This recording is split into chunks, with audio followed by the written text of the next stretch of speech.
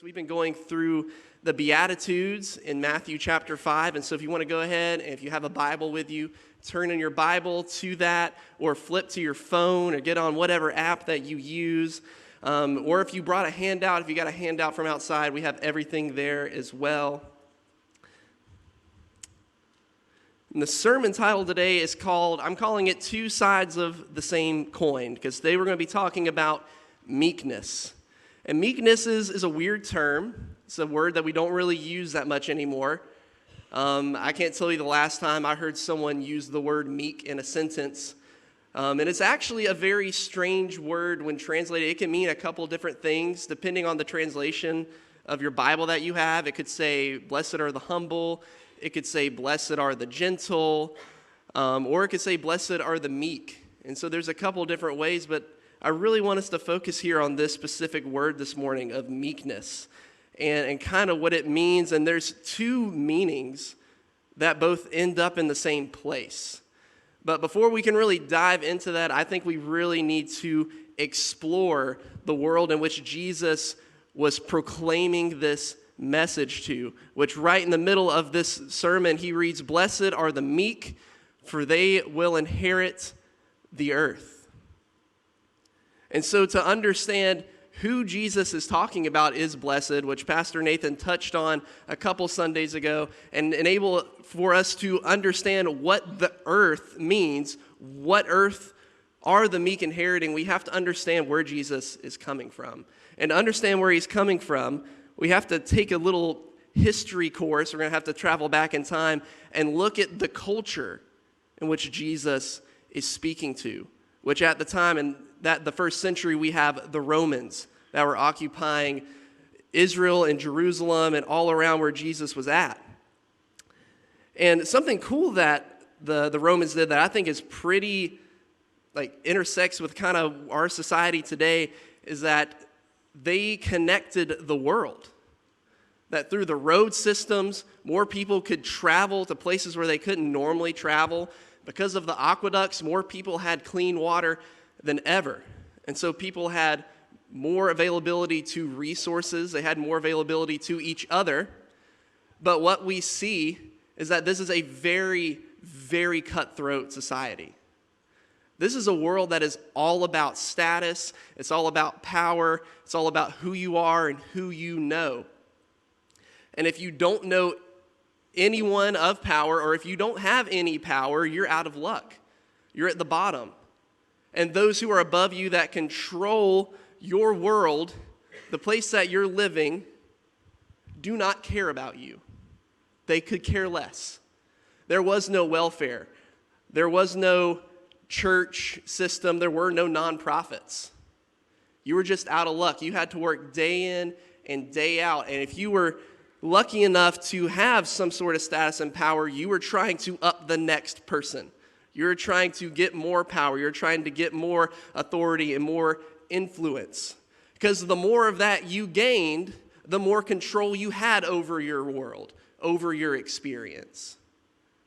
And so it was very, very cutthroat. And even to the point of some of the religious leaders at the time. While I was doing my studying this week, I ran across sort of a pre-Beatitudes sermon by a Jewish rabbi that was around about 150-ish years before Jesus. And I'm not going to read his entire Beatitudes, but there was two specific ones that stood out. And there was some that was like, blessed are those who are wise. And so there was some in there that you're like, okay, yeah, I can get with that. That makes sense. But there was two in particular here that were very interesting to me. One of them was, blessed is the one who doesn't serve an inferior. Blessed is the one who doesn't serve someone who is lower than them. If you don't have to do that, you are blessed. God's favor is with you. It's what this preacher was saying. Another one he said in here was, blessed is the one who is important enough to be listened to. Or in other words, blessed are you if you are important enough for people to actually come and listen to what you had to say. And so this is the world that they were living in. And so you would go to the town square, to the synagogue, and you would hear these preachers say something along these lines. And I want us to give them grace this morning, because when you're in that circumstance and that's how you survive and you don't know any other way, then that's just how the way things are. And that's why it's so important that we have Jesus and that Jesus comes in here and says what he has to say, in particular here in the Sermon on the Mount, but his whole ministry, his whole life, his whole purpose. And so when we read blessed, and we hear that word, yes, it also translates as happy, but it also means that these are the people that we are holding up on a pedestal. As if someone goes into your workplace and says, hey, who is your example? Like, this is your best worker, of this is who embodies the company and what we're about and what we do. And your boss or supervisor goes and hopefully grabs you or grabs someone's like, this is it. This is the person. This person is blessed. This is the person who is doing everything right, who God is with, who this is who we strive to be. And so they were in a world where the people, if you didn't have to serve someone that was lower than you, if you saw someone on the side of the road with a sign that said anything helps, and you just drove on by, they would say you are blessed. Blessed be you because you didn't have to deal with that person. Or if you have a large following on social media, or if you have a large following on whatever, if people want to listen to you, you're blessed because guess what? You're important enough for people to want to listen to you. But that's not the people who Jesus was talking to on the Sermon on the Mount. We see very particularly, Matthew is very, very particular about who he wants us to see as who is at the feet of Jesus. And right before chapter 5, the end of chapter 4, Matthew speaks of these are the people who came to be close to Jesus, to hear what Jesus had to say, to hear what Jesus was about. And it was the people who were hurt, the people who were broken, the people who were downcast, the people who, in that day and age, they were the inferior. They were the people who no one cared what they had to say. They were the lowest of the low, and they came from everywhere. They came from Jerusalem. They came from the Gentile nations right outside. They came from Samaria. There was this giant melting pot of people who felt they were unimportant because they were taught and told that they were. They were told that they had no power. They had no control over their circumstances. A lot of them worked hard jobs. Like you look at Peter as a fisherman. You think if he didn't have to be fishing every day that he would? He had to do it in order to provide for his family. And we have the very author, Matthew. He was a tax collector before he became a disciple. Nobody liked tax collectors. Everyone hated them. They took more money than they were supposed to. Their Jewish brothers and sisters didn't like them because they were serving the very power that was oppressing them and pushing them down, and the ones that were telling them that they were unimportant themselves. And so these are the people that are coming to hear from Jesus. And so I wanted to show it. And so this whole kingdom is an upside-down kingdom that Jesus is talking about. It's a kingdom that when Jesus comes and talks about it, it's the complete opposite of what is going down. And I couldn't find a better way to illustrate this than these two artists. They're named Tim and Susan. I don't know where they are. Sue Webster and Tim Noble. And they do these portraits. They do these silhouettes where they take things that are thrown out, like scrap wood or scrap metal or trash. And what they do is they create beautiful silhouettes. And so I couldn't find like a before picture to show before this. But what you do is you walk into this dark room. And then they have all like this pile of wood here in this case. And you're like, okay, this is weird. And then they turn the lights out and they turn them back on. And then you see this. And so when there's a different light that is shined on these pieces of wood and metal that were probably thrown out, is we see people. We see humanity. And Michael, you go ahead and change to the next one. This one's my personal favorite. is here you have just piles and piles of garbage. You got McDonald's cups, you got Coca-Cola cans. I think that's a Fritos bag right there in the corner. And so you walk in, imagine just walking into that art exhibit and you just see all this trash laying there. Like, did I really pay $30 to go and look at someone else's trash? It's like, that has to be the easiest job ever. You just collect trash for a couple months and then you just throw it up there. It's like, yep, money please, thank you. But then you turn on the light and you see a person laying in the trash. I believe this work of art is called Wasted Youth. And so this is kind of what Jesus is doing here with the Beatitudes, is he's taken these people, these concepts, this way of life. So you say those who don't have to deal with the unimportant are blessed. And what we're going to talk about this morning a little bit is Jesus actually says, no, it is you, the one who is unimportant, who has no control over your circumstances right now. You are the one who is blessed. You are the people who God's favor is with. You are the ones that God is drawing close to.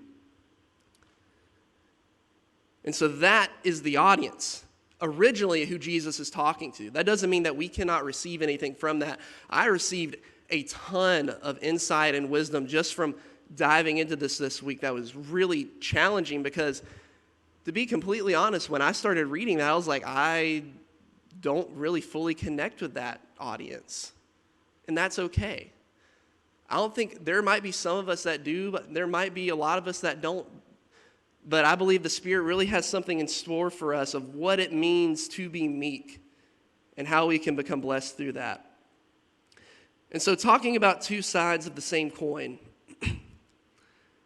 I found this, I'm not going to lie, I found this on Google for this definition, but it was just so beautiful, and it was going along with everything that I was reading and meditating on. And somebody who was lucky enough to get their definition of this word on Google had this to say about meekness, is that meekness is someone who does not have force or is someone who is willing to give in to others. So that's what I mean about two sides of the same coin, is we have two different circumstances that will bring you to the same place if you let it. And so first and foremost, we have the first part of that definition, which is the unimportant. These were originally the people who were coming to Jesus. These are the people that Jesus was hanging around. He was hanging around the tax collectors, the prostitutes, the fishermen, all the people that the religious elite, those who had power, who, if you had a question about God, you would go to one of them like, hey, I have a question about this in Leviticus. What does this law mean? And they would tell you. Maybe, if they liked you, but they would tell you what it means. But the big difference is that there's a huge difference between knowing about God and actually knowing God. There is a huge, humongous difference between the two, and it's something that I have fallen into in my life, of where I could say, well, I know all about God in this sense, or I know what Paul meant when he said this in Ephesians. But if we are not spending intimate time with our Creator, and we're not being purposeful with that, there is not going to be a spark. It's going to be a more, I have to do this than I get to do this. And so when we talk about feeling unimportant, it's coming to this realization of knowing that I have no control. There are 99 things that I cannot control. There may be that one that I can, but most of my life there are things that I cannot do. We realize that we have no power, and where there's nothing that we can do about it. I think Jeremiah the prophet speaks wonderfully here about what this looks like, and even how to honestly bring this to God when we read in Jeremiah chapter 12 when he says, Lord, you always give me justice when I bring a case before you. So let me bring this complaint. Why are the wicked so prosperous? Or why are the people that are doing the opposite of what you said to do, of opposite of the life that you call us to live, why are they getting everything that they want? Why are they successful? Why are evil people so happy? You have planted them, and they have taken root and prospered. Your name is on their lips, but you are far from their hearts. You are far from their hearts. Jeremiah, in particular here, he's talking about the priest and all the religious elite in his day, which they were on the verge of being exiled to Babylon. Babylon was on their doorstep. They were knocking. And Jeremiah was trying to tell them, like, hey, this is about to happen, and this is what we need to do. And all the priests and the smart people of that day were like, no, don't listen to Jeremiah. He's crazy. We need to do this. And the people listened to them and not Jeremiah. Jeremiah actually lived a horribly hard life. He was, I think, at one point thrown in the bottom of a well for him standing for what God was telling him to preach to his people. He was looked down on, he was spat upon. People probably didn't like Jeremiah that much. And so Jeremiah here is coming honestly to God, as I think Jesus' original audience, the people that he was talking to, were coming to him. Those who with leprosy had to live at the edge of the gates of town, just begging for people to look at them as a person. Of those who day in and day out work their tails off, and then they go to the tax collector's booth and they ask for triple the amount that they don't even have and are thrown in jail. And so I think Jeremiah embodies the spirit of honesty with God and coming with a complaint and being like, why is this happening? You said this is the opposite of what you said would happen. You said those who are righteous and who are wise and walk in your ways, those are the people who are to be blessed. And those are the people that good things are supposed to happen to. And that the people who walk away from you, that hurt people, that trample people, that justice will be brought upon them. And that they will be like grass, like here today and gone tomorrow, and the righteous will live forever. Why isn't it like that? Why is it the opposite? But I think something important to take away here, if this is where you find yourself this morning, if you find yourself as, I am not in control, I have no power, I have no influence, I'm just living day to day asking God to give me my daily bread just to make it through the day. Because what Jesus says here is that not you are going to be blessed, but you are. You are already blessed right where you are. Because the position that you're in that may seem helpless at the moment, your heart is being molded in a way for you to accept God and to follow God in ways you never thought that you could. You never thought you had the strength to do so because God gives you that strength. You're looking for new things. You're more open-minded because you're like, I just got to get out of this pit. I got to get out of this hole that I dug myself. It is in those very moments that you are blessed because you are more ready to receive what God is willing to offer you. And Psalm 37 is a beautiful psalm to read if you find yourself in this place, because it's a psalm at the end of David's life where he is giving wisdom to the next generation. And it's very similar to this part of the Beatitudes because it's not going to be immediate. It's going to be a process. There's going to be some suffering and some hard times in the in-between. But in verse 11 of Psalm 37, David says, the lowly will possess the land, not the wicked, not those with all the money, not with those with all the power here, but the lowly will possess the land and will live in peace and prosperity. And so if you find yourself there this morning, you're already blessed. Just wait. We're here to walk with you. We are here to walk with you by your side. Jesus has been walking by your side, even if you haven't felt it, because God is there. And then we move on. This is honestly the more challenging part of our time together today, is the other side of this coin, right? And so we had those who have no force, or they don't have any power over their world around them. Or we have the people who are willing to give in to others, or willing to give up their power for others. But when we don't do that, I call those of us, when we're in this stage of life, the status chasers. And this really hit me hard, brothers and sisters, because I have been here a lot, where I am chasing something that I feel like I have to reach this point, or I have to have this job, or I have to live in this place, or do this. I have to plan on every moment of my life, and if I'm off 1%, I failed. Because really what that is just like trying to grab for control. It's thinking, if I can get myself to this point, if I can really get that job, or if I can become this specific person, everything is going to fall into place. And let me tell you, it doesn't. I'll be pretty vulnerable this morning. I had and this is a weird dream to have, in my opinion, or calling to have, but I always felt called to teach, and at one point even with teenagers. And there was a point when I was a senior in high school where I went to this church camp up in Nashville, and it was a youth ministry luncheon. And I go in just because I had some of my friends go, and they were talking about the program there and what they do, and I just felt something push me of, this is where I need to go, this is where I need to be, this is what I want to do. And I think that wasn't honest. I think that was God pushing me to do that. But what happened is that then instead of looking and trusting in God for most of the time, I went and I looked at people who were successful as youth ministers in my circle of churches I grew up in. I grew up Church of Christ.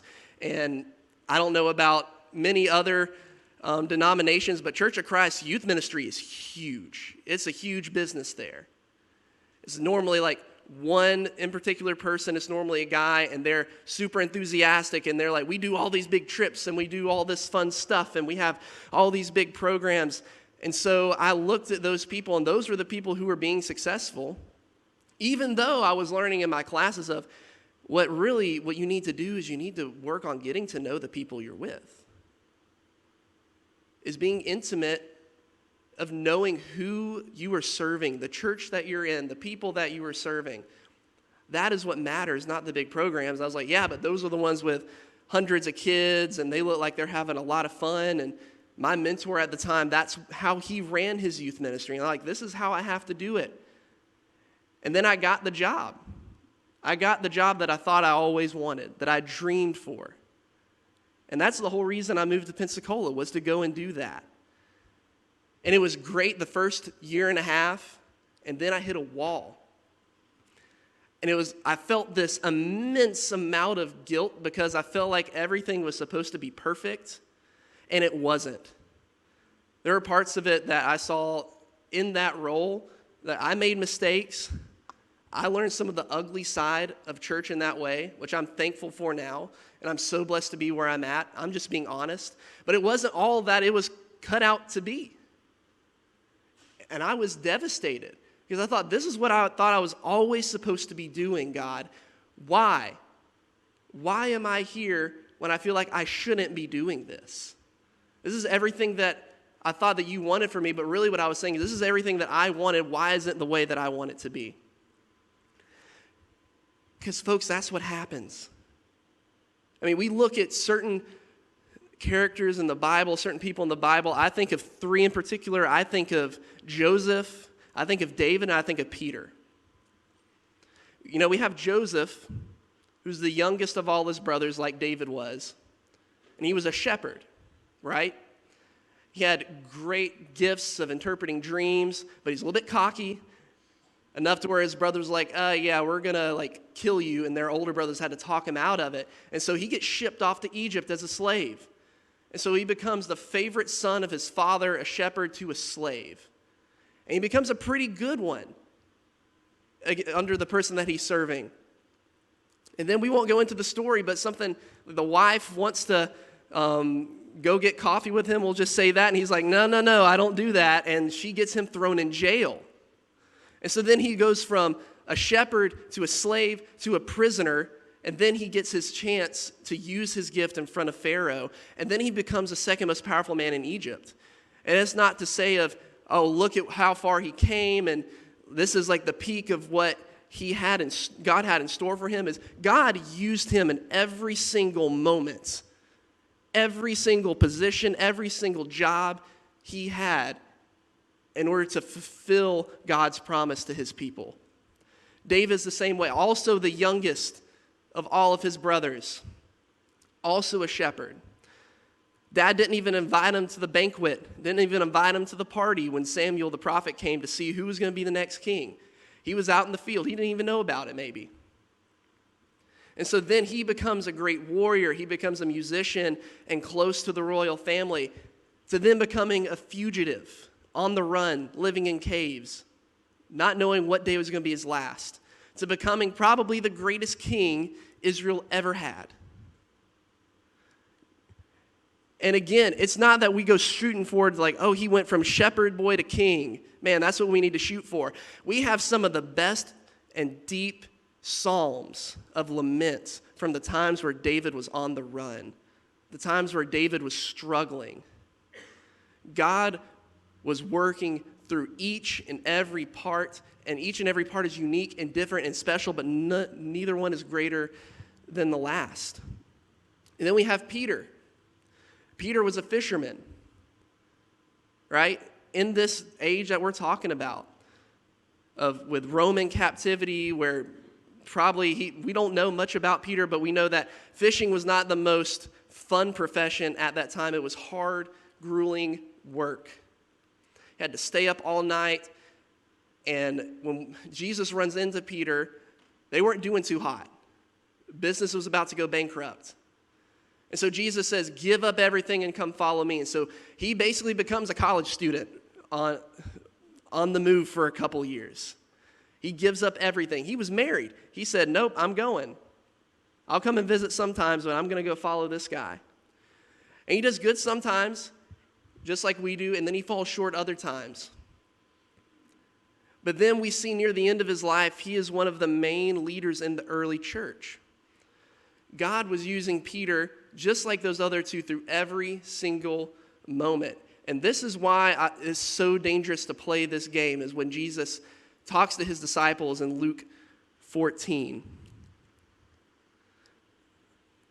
So starting in verse 7, when Jesus noticed that all who had come to the dinner were trying to sit in the seat of honor, or sit at the head of the table, so it's basically they're walking in to have dinner, and they're all like, okay, well, I'm going to sit next to Jesus on his right hand. Well, I'm going to sit on his left. Well, I'm going to sit in this chair right next to that, so that way I can tell Jesus what I think we should be doing in Galilee next week. And they were all like hustling and bustling, trying to sit closer to Jesus, trying to sit in the most important seat. And what Jesus says is, stop. Let me give you some advice. When you're invited to a wedding feast, don't sit in the seat of honor. What if someone who is more distinguished than you, ouch, Jesus, has also been invited? The host will come and say, give this person your seat, and then you will be embarrassed and have to take whatever seat is left at the foot of the table. Instead, take the lowliest place at the foot of the table. Then, when your host sees you, he will come and say, friend, we have a better place for you. And then you will be honored in front of all the other guests. For those who exalt themselves will be humbled, and those who humble themselves will be exalted.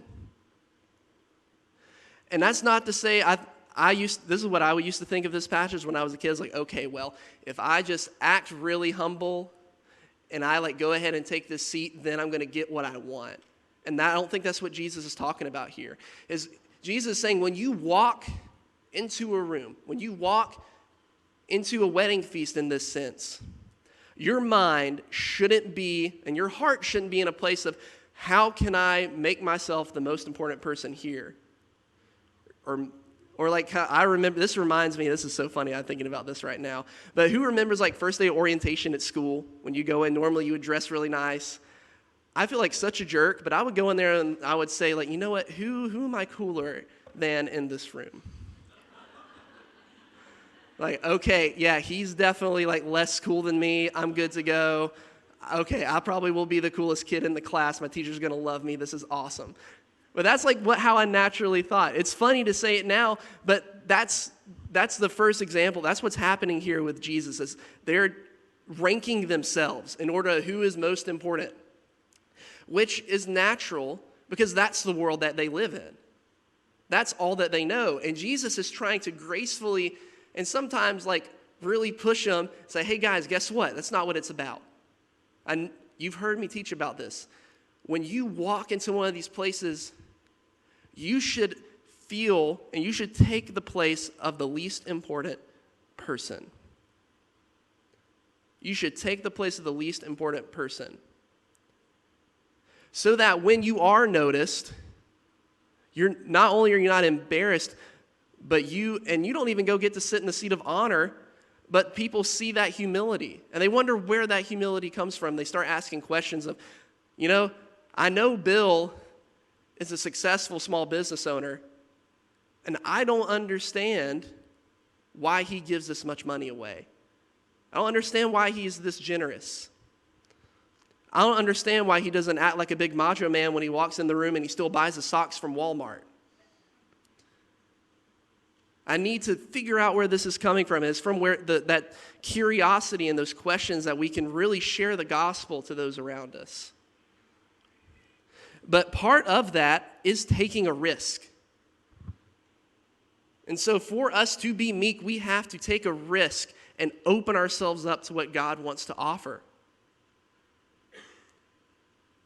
David, in order to get to the place of not being a shepherd anymore, he had to take a risk. He had to go fight Goliath, this giant dude. Peter had to take a risk. He had to give up everything. He had to give up his fishing business. He had to leave his family. But he took the risk. And so, friends, take the risk. I guarantee you it's worth it, because when we try to get these jobs and we chase after these things that we think that we want and we pursue after them, I'll go ahead and tell you, you're probably going to reach there. You're probably going to get it if you try hard enough. But when you get there and you finally hold that treasure in your hand, you're going to look at it. It's going to be great. It's going to be awesome. You're going to celebrate it. But there's going to be something missing. There's always going to be something missing.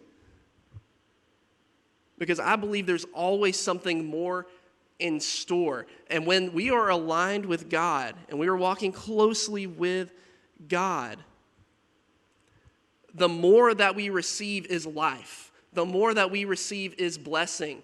The more that we receive is goodness. And we get to see God's work in the world. But when it's for ourselves, we crave just more. We still have that craving.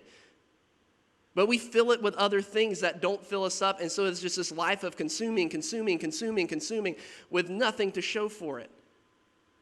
And oftentimes that's the safer route. And so, friends, if this is where you find yourself this morning, take the risk. It looks terrifying. I know it looks really scary. And it's probably not going to be that rewarding right off the bat. But when you really, really try to get to see who God is and who God's character is and who Jesus is, you will inherit so much more than you could ever imagine. There's always something more. It just comes with a risk. And so then we've talked about meekness. We've talked about the two sides of that coin. And now we talk about the earth. And so we read again, it's like, blessed are the meek, for they will inherit the earth. But what earth are they talking about? And I believe that the earth that Jesus is talking about is not simply just the world at large. Like, you're not going to become the supreme world ruler if you are meek.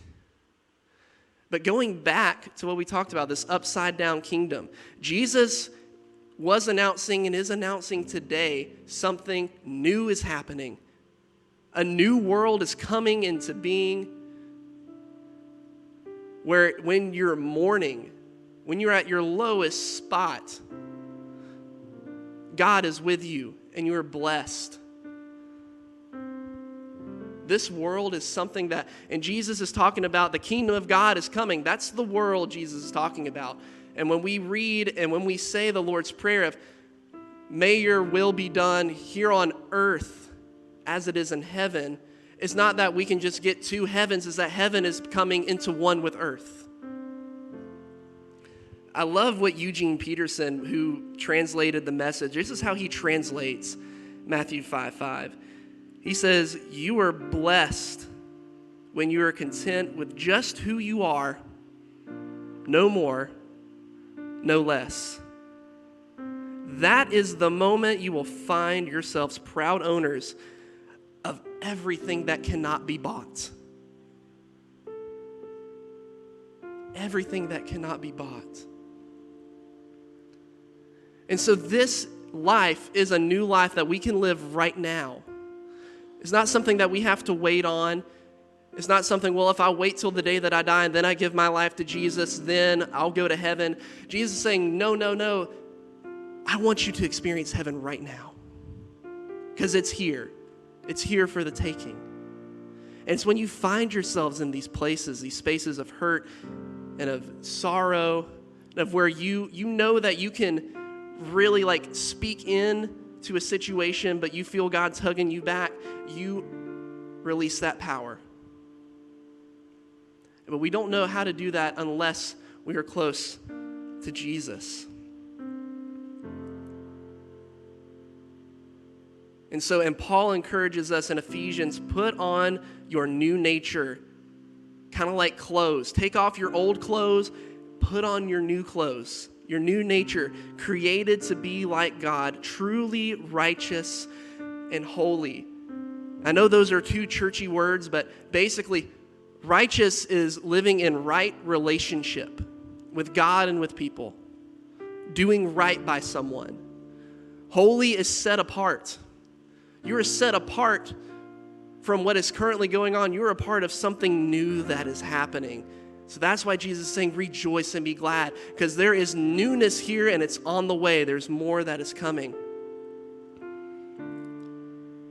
To close this morning, I want to close with a story that talks about what happens. And I think this guy was more of a status chaser. He was the younger son. His dad was very wealthy. He one day goes to his dad and says, Dad, I want my inheritance. I want everything you owe me.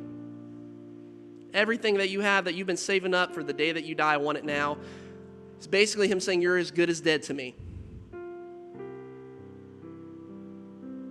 I want to go live the way I want to live. You'll never see me again. Just give it to me and I'm out. And so the father does. He gives him his inheritance, what he thinks that he wants, and he goes out. He goes out into the world and he lives wildly. He parties. He spends all of it. He makes crazy investments in crypto that he probably shouldn't have done. Goes and buys thousands of lottery tickets, you name it, whatever. Goes to Vegas, I don't know. And he's living the life that he thinks that he wants. He is controlling his situation. He's controlling his world. He's shaping it into his own image, just how he likes it. And guess where he finds himself? In a pen full of pigs, who in the Jewish culture were considered an unclean animal. And not only that, he was eating what they were eating, which if you know pigs, they eat everything. He was so poor and down on his luck, he was eating that. And that's where his home was. That was what he was consuming. He went from important to unimportant. And that's why this is two sides of the same coin. Because no matter where you find yourself in one of those, you're going to end up in the same place if you're not careful. And so he finally comes to his senses and says to himself, okay, well, I'm tired of this. My father's servants, the men and women who work for him, they do way better than how I'm doing. So I'm just going to go back. I'm just going to beg. I'm not going to beg to be his son again. I don't deserve that. I'm just going to beg that I can work for him and make a good living wage, live out the rest of my days, and maybe see where it goes from there. And so he takes that risk, he takes that courage, and he gets up and he starts walking. And I know if I was him, I'd be just like going through it in my mind of what I'm going to say. And it's like, well, okay, well, let me be, no, not like that. Okay, let's rephrase it, back it up. He's thinking about it. He's not knowing how his dad's going to receive him. If he's going to reject him, the worst thing he could say is no. But he sees something he could never imagine. Not only did his dad see him, his dad was on the front porch, waiting. He's been waiting every single day to see his son again. His son had wronged him absolutely, but he didn't lose hope. He was waiting at the door, and when he saw his son coming, he didn't wait for him to come back and be like, well, he's going to have to earn it. No, he goes off sprinting. He's pulling up his clothing because they wore like weird tunics or something back then, and he's running as fast as he can, and he embraces his son. And his son, through tears, is trying to say everything that he had rehearsed in his head of, can I be a servant and work for you? And his dad's like, no. Tonight, we are throwing a party. We're throwing a celebration because my son, who is lost, has been found. He is home. He is home. God just wants us to come home. That's what meekness is. It's laying down this power that we think that we have in order to shape our reality the way that we want it. It's the very same sin that Adam and Eve fell for. It's a limb that trips us up that has been there for thousands of years. So you're not alone. But I think what we can learn here is that if we can have the courage and take that first step back, God is not just going to meet us halfway. He's going to meet us before we even get down the driveway.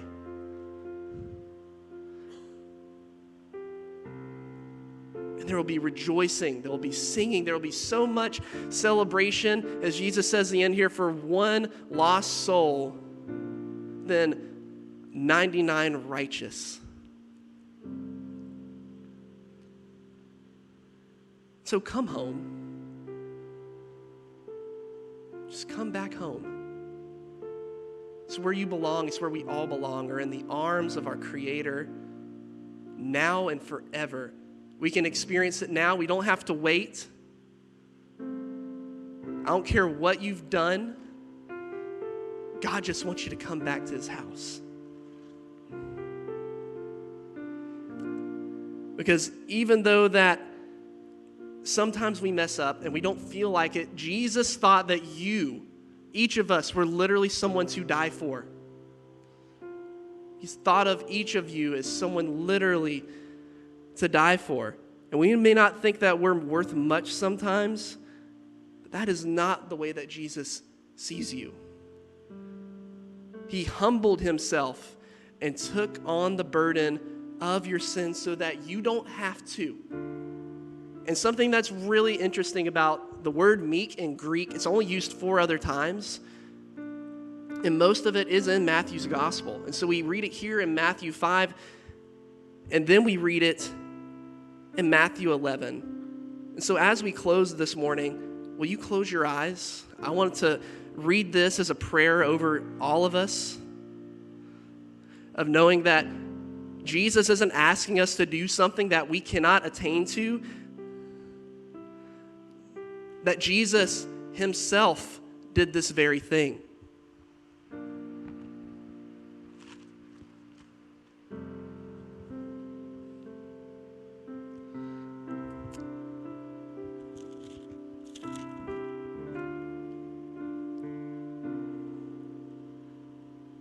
Jesus here is talking to those who are thinking that they're trying to feel that they are more important. And he says, To the teachers of the law who are trying to bog people down with all these laws and regulations, this is what you have to do to get right with God. This is what Jesus says. He says, come to me. Come home. All of you who are weary and carry heavy burdens, and I will give you rest. Take my yoke upon you. Let me teach you, because I am humble. I am meek. And I am gentle at heart. And you will find rest for your souls. For my yoke is easy to bear, and my burden is light. So Jesus,